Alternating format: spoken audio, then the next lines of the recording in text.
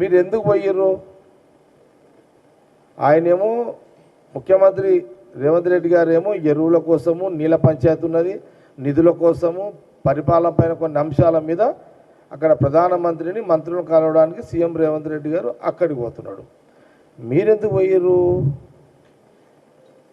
మీ కుటుంబం ఎందుకు పోయింది ఢిల్లీకి? లిక్కర్ దందా చేయడానికి పోయారు. మీరు ఢిల్లీ పోయారు, లిక్కర్ దంద మొదలుపెట్టారు, విస్కీ బ్రాండ్ బీర్ల దందా స్టార్ట్ చేసిరాడ. మీ కవిత దొరికింది, లోపల పడ్డది. కేటీఆర్ ఎందుకు పోయిండా అంటే కవిత జైల్లో పడ్డదని పోయిండు. హరీష్ రావు ఎందుకు పోయిండా అంటే ఢిల్లీ అంటే ఈడీ ఆఫీస్కి పోయారు. మీ తీరేమోనా ఆయన ఆడ ఈడీ ఆఫీస్లో చుట్టూ ఆడికి ఏమైనా పోయిండా? మీరు ప్రధానమంత్రిని మంత్రుల కంటే ఎక్కువ మీరు ఈడీ ఆఫీస్ చుట్టూ తిరిగితే సరిపోయింది మీ పుణ్యకాలం అంతా. నైతికంగా మీకు హక్కు ఎక్కడా అని కాంగ్రెస్ పార్టీ కేటీఆర్ గారిని ప్రశ్నిస్తున్నారు.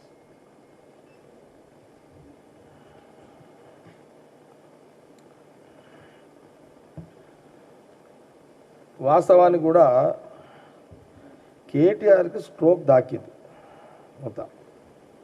ఎవరిది? కవితది.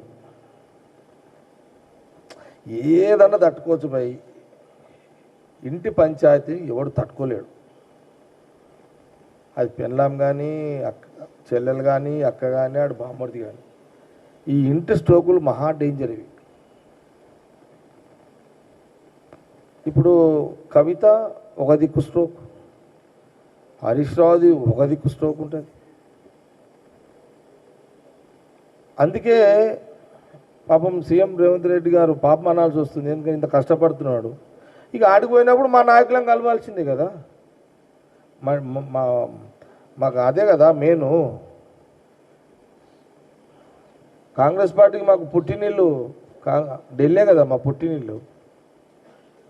మీది గల్లీ కాదు కదా మా పుట్టినిల్లు కాంగ్రెస్, మాకు ఢిల్లీ కదా. పోయినప్పుడు రాహుల్ గాంధీ గారిని, ఖార్గే గారిని, కేసీ వేణుగోపాల్ గారిని అక్కడ కలిసి వస్తాడు. అదొక బాధ్యత. అది కాంగ్రెస్ ముఖ్యమంత్రి కాబట్టి ఇంకేం పెద్ద దీని మీద విమర్శలు ఏం పెద్ద అవసరం ఏమొచ్చింది? అది చదువు ఇది అయింది. మీ స్ట్రోక్ పంచాయతీలు మా నెత్తికి ఎందుకు రుద్దుతున్నారు నైనా మీరు? మీ ఇంటి పంచాయతీలు నువ్వు డిస్టర్బ్ అయ్యి తెలంగాణ ప్రజలకు రాజకీయంగా కాంగ్రెస్ పార్టీ మీద రుద్దడం ఏంటి ఇదంతా అని కాంగ్రెస్ పార్టీ మీడియా ద్వారా స్పష్టంగా తెలియజేస్తుంది.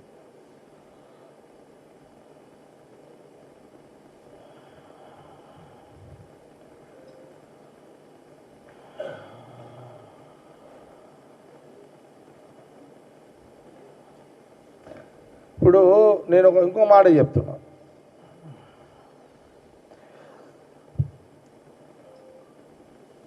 కేసీఆర్ గారు నాయకుడు, మేమెవరం కూడా దాన్ని ప్రశ్నించాం. Big personality, no doubt. Good personality, no doubt.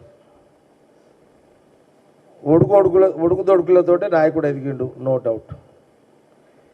KTR ఏ ఒడుకుదొడుకులతో వచ్చిండు నాయకుడుగా?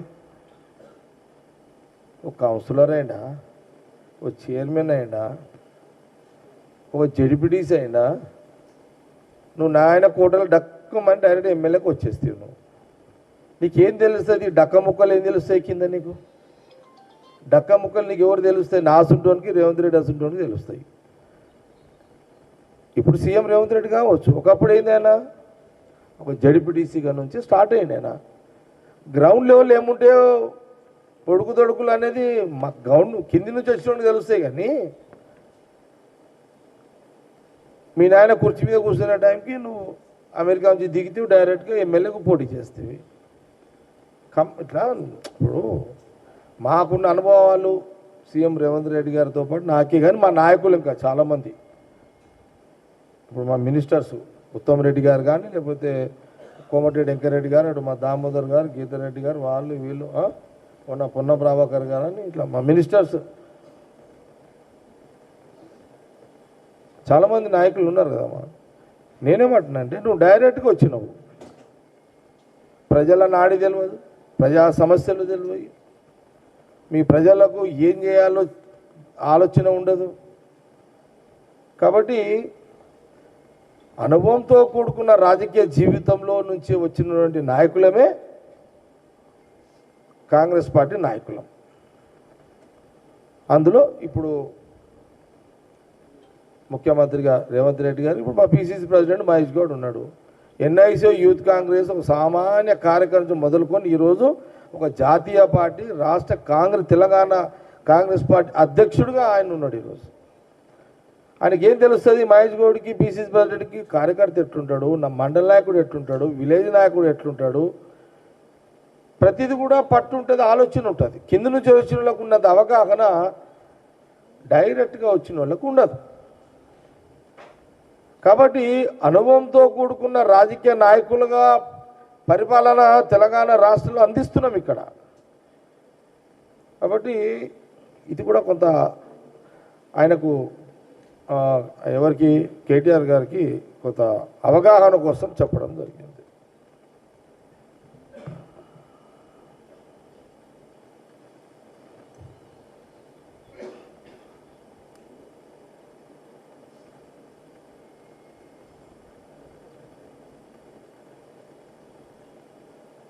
అదే నువ్వు డైరెక్ట్గా 4 సార్లు ఎమ్మెల్యే అయినా నువ్వు డైరెక్ట్గా వచ్చినట్టే.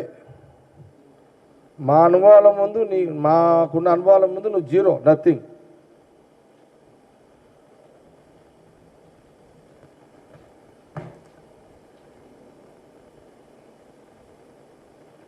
ఏమైనా అడుగుతారా మీరు ప్రశ్నలు?